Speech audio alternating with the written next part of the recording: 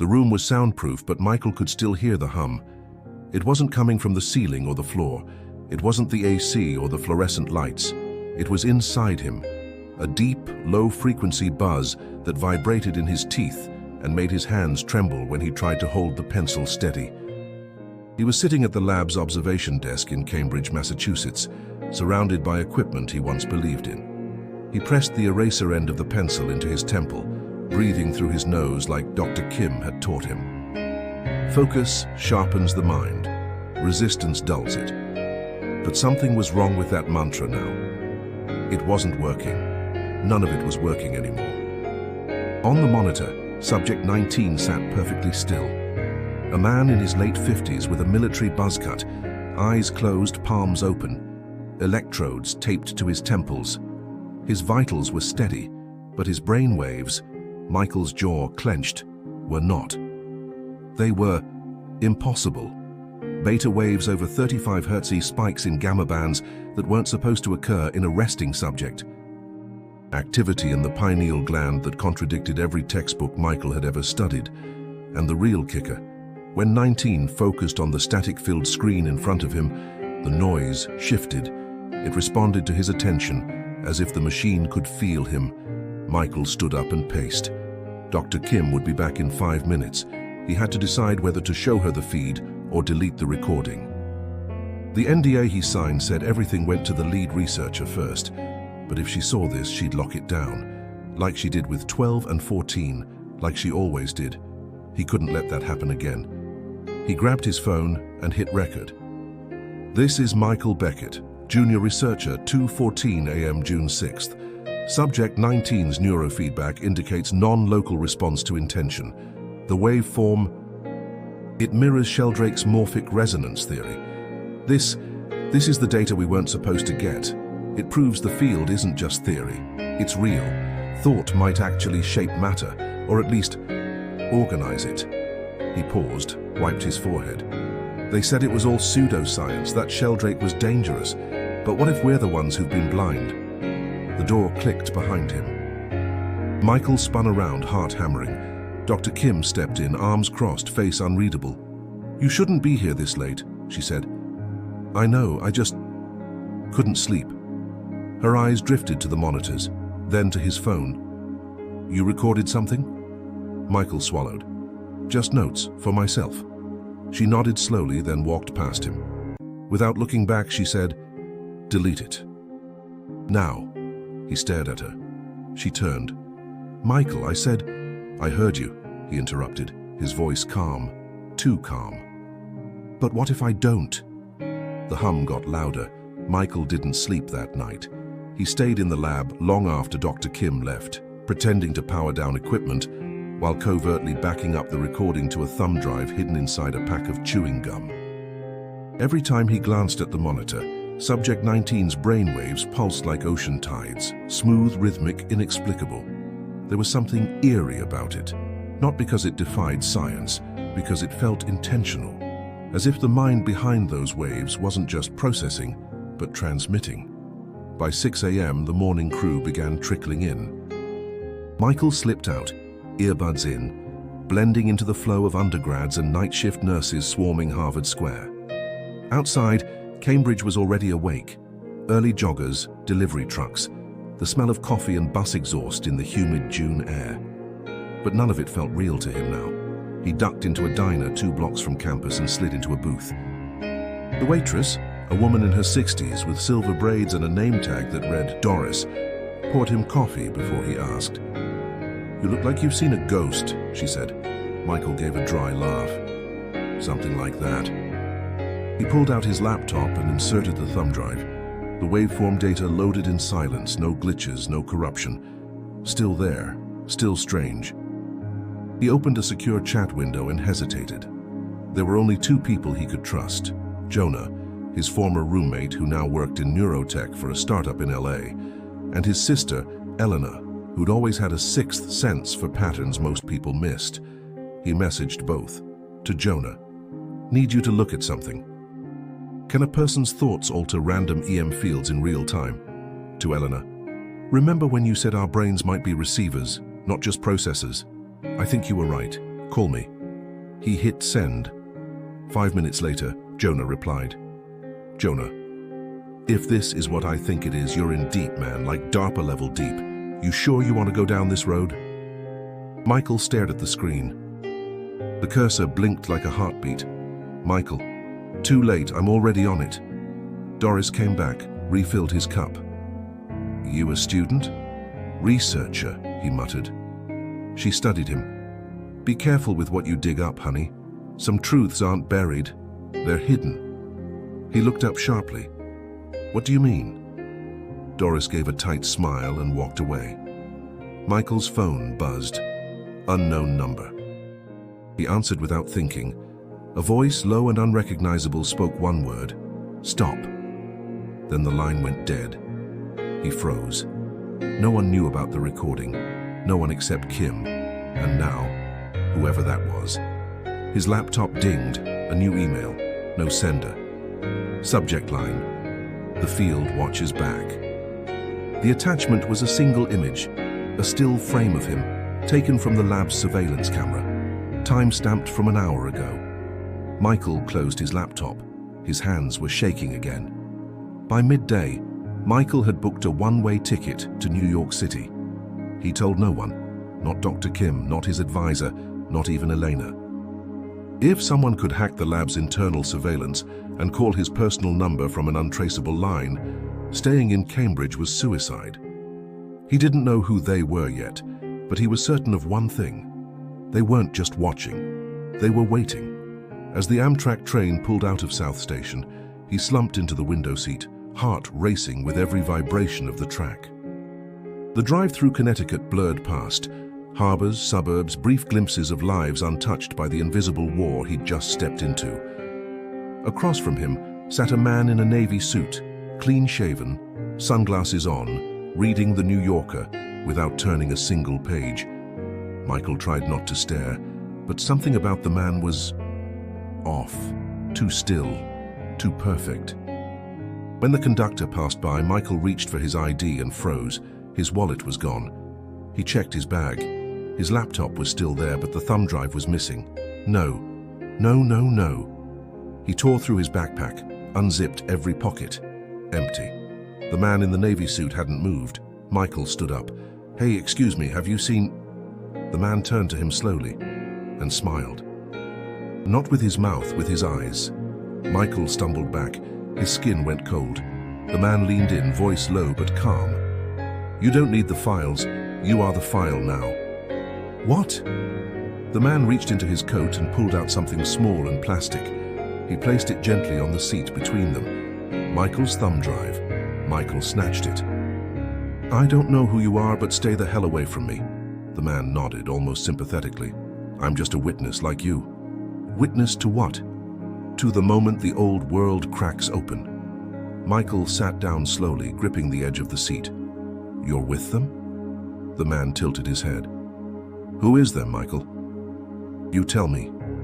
He smiled again. There's no them, just frequencies. Some louder than others. Michael stared, unblinking. The man leaned back, crossed his legs, and returned to his unread magazine. You're asking the wrong questions. Michael's voice cracked. Then what's the right one? The man finally turned a page. Ask not what the mind can control. Ask what's controlling the mind. Michael opened his mouth, but the train lurched as it entered a tunnel, lights flickering. When they steadied, the seat across from him was empty. Gone. No trace, no scent, no briefcase. Just the magazine, still open to the same page. Michael reached for it, hands trembling. Inside was a sticky note. Scrawled in sharp black ink, consciousness isn't private. Michael arrived in Brooklyn just after sunset. The city buzzed with its usual rhythm, horns, shouting, music bleeding from open windows, but it all felt distant, like background noise in a dream he couldn't wake from. He took the F train to Carroll Street, climbed 3 flights of stairs, and knocked on the apartment door with a faded sticker that read, "No soliciting unless you're a time traveler." Eleanor opened the door before he could knock a second time. "You look like hell," she said. He stepped inside without a word. Her place was small but alive. plants in every corner, books stacked on windowsills, incense curling up from a ceramic holder shaped like a brain. He dropped his bag and sat on the floor. She handed him a glass of water. "Start talking." He told her everything, from Subject 19 to Dr. Kim, the recording, the call, the man on the train. She listened without interrupting, arms wrapped around her knees, face unreadable. When he finished, she stood and walked to the wall behind her desk. It was covered in diagrams, hand-drawn charts, maps and notes connected by colored string like some kind of conspiracy cliché. But it wasn't random. It was organized by frequency. "You still working on that?" he asked. She nodded. "I told you, consciousness is a field. Our brains just tap into different layers of it, like radios." "Yeah, well, someone doesn't want us tuning in." She pointed at a section labeled Mind Brain with Sheldrake's name scribbled in the corner. "Rupert said morphic fields carry memory. That intention patterns reality. Maybe Subject 19 isn't an anomaly. Maybe he's proof the human mind is just an interface." Michael leaned back against the couch. "But why the secrecy? Why erase the data?" Elena hesitated. "Because if people knew they weren't prisoners in their heads, the whole system collapses. No fear, no control." He looked at her. "You think they'll come for me?" "They already have." She walked over and handed him a worn notebook. Inside were sketches of the same waveform patterns he'd seen from 19, drawn months ago. He looked up, stunned. "Elena, how did you know?" She sat beside him. "Because I've been seeing them too." Michael froze. "In your dreams?" "No," she whispered. "When I'm awake." Silence fell, then a knock at the door. 3 slow taps. Michael and Elena locked eyes. A second knock, this one lighter, hesitant. She moved to the door and peered through the peephole, then turned, her face pale. "It's Jonah." Michael stood. "What? How?" "He's not alone," she said. Michael's blood turned to ice. "Elena," he said, voice low. "Don't open it." She hesitated. Jonah's voice came through the door, calm, familiar. "Guys, we don't have much time. I know what you saw. Let me in before they get here." Elena opened the door just wide enough to see his face. It was Jonah, all right. Same messy hair, same tired eyes. But something in his expression felt off, like he was thinking too hard about how not to look suspicious. Behind him stood a woman in her 30s, dark blazer, no smile. Her gaze scanned the hallway, hand inside her coat like she was ready to draw something that didn't belong on the streets of Brooklyn. "Who's she?" Elena asked. Jonah stepped forward. "She's with me. Her name's Kira. She's ex-DARPA." Michael's gut twisted. "You brought DARPA to our door?" "She left," Jonah said quickly. "She's not with them anymore. She's trying to blow this open, same as us." "Bullshit," Elena snapped. "You don't leave DARPA, you disappear. Or they make sure you wish you had." Kira finally spoke, voice calm and sharp. "We don't have time for this. You're already compromised. Both of you." Michael moved into the doorway. "Compromised how?" Kira locked eyes with him. "Check your arm." He looked down. The skin on his left forearm, just above the vein, was red, no bigger than a freckle. But it pulsed. Elena gasped. "They tagged you." "I didn't," Michael stammered. "How?" "On the train," Kira said. "You sat across from a handler. He had one job, get close enough to inject a micro-transmitter. You've been broadcasting ever since." Michael backed away like the thing could crawl off his skin. Kira tossed him a small metal case. "Burner EMP, it'll fry the tag. 2 uses max. You've got 20 seconds before they triangulate." He looked at Eleanor. She nodded. He cracked the case open, pressed the silver disc to his arm, and hit the button. A high-pitched whine burst through the room, silent to the ear, but it made their eyes water and their skulls vibrate. Then, nothing. Michael dropped to his knees, gasping. The freckle was gone. "Now," Kira said, closing the door behind her, "you tell us everything you saw in that lab." Michael nodded, breath still shaky. He told them again, slower this time, focused. He even showed the backup copy on Elena's desktop, data files, the video feed of Subject 19, the magnetic interference readings. Kira studied the footage, then said something that made the air go still. "He's not broadcasting." Michael frowned. "What?" She pointed at the EEG spikes. "That's not output, that's input." "You're saying the signal's coming from outside his brain?" Kira nodded. "Something is imprinting patterns into his neural network. His mind isn't the origin, it's the receiver." Michael felt dizzy. Jonah leaned in. "But where's the transmission coming from?" Kira looked up. For the first time, she seemed afraid. "Not where," she said. "Who?" A low hum began to rise in the room, deep, metallic, like a distant engine winding up. The lights flickered. Michael turned to the window. A black van idled across the street. No plates, no headlights. Jonah whispered, "Too late." Michael stared at the black van below. It didn't move, didn't idle, didn't even emit steam from the exhaust. Just sat there, like a shadow waiting to stretch. Eleanor moved first, pulling the blinds, shutting the lights. Kira was already at the door, checking the hallway, murmuring numbers under her breath. "Microwave interference," she said. "They're triangulating through the walls." Jonah opened the kitchen cabinet and pulled out a lead-lined pouch. "We've got 5 minutes, maybe less." Michael's heart pounded in his throat. "Where do we go?" "We don't," Kira said. "We go in." Michael blinked. "What?" She knelt by the desk, plugged in a small device that looked like a car battery fused with a radio dial. "It's called a theta mirror," she said. "Prototype. Converts thought into waveforms, amplifies intention, but it's unstable." Elena backed up. "That sounds like something that gets people killed." Kira didn't look up. "Only if they're afraid of what's in their own heads." Michael watched the machine power on, lights flickering in pulses that felt too organic, too synced with his heartbeat. Jonah touched his shoulder. "Mike, you don't have to do this." But he did. Not because of fear, because of certainty. Whatever was happening wasn't about data or technology. It was about mind.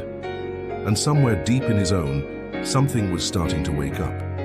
He sat in front of the theta mirror and placed his palms on the copper plates. "What do I do?" Kira's voice was soft now. "Think about Subject 19.